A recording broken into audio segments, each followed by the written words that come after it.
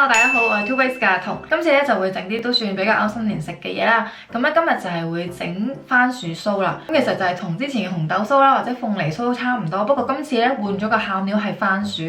咁今次咧我就係會整角落生物嘅番薯酥，咁就當然會加啲新年嘅裝飾上去啦，令到佢睇起嚟咧比較有新年嘅感覺嘅。咁我哋就快啲開始啦，去片。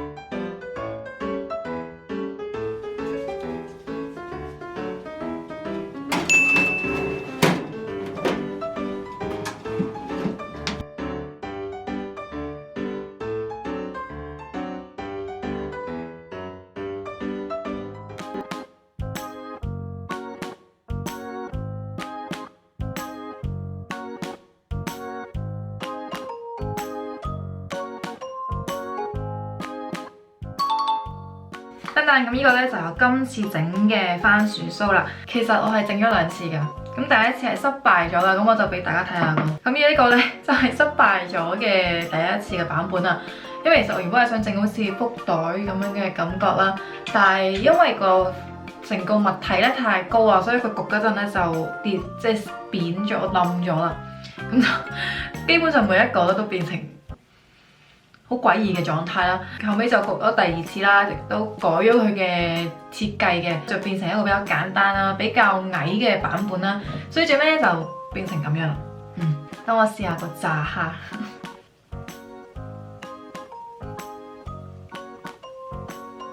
我覺得今次呢個地瓜酥嘅味道咧係幾唔錯嘅，比之前嘅紅豆酥啦、鳳梨酥都要好食嘅。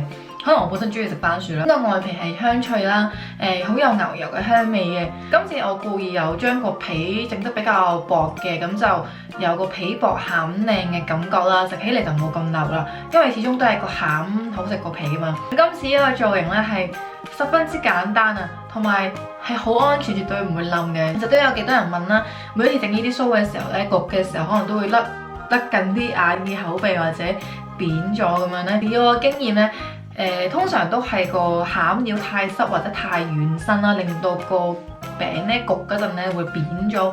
今次我哋整呢個番薯嘅餡咧都要炒得比較乾啦，比較硬身嘅，所以焗起嚟咧先至唔會扁啦。啲眼耳口鼻咧一定要揾水黐實啦，同埋唔好擺啲好尷尬嘅位置，例如即係呢啲旁邊嘅位啦，最好就擺喺頭頂比較高嘅位置，所以焗起嚟就冇咁易跣咗落去啦。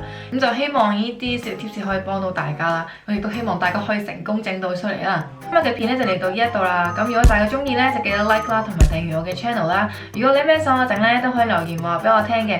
對日常生活有興趣咧就可以 follow 埋我 Facebook 同埋 Instagram。今集我食譜亦都即時 update 咗喺 Android 手機 app 啦 2bay 食譜入邊嘅，咁大家記得 download 嚟睇啦。咁我哋就下條片再見啦，拜拜。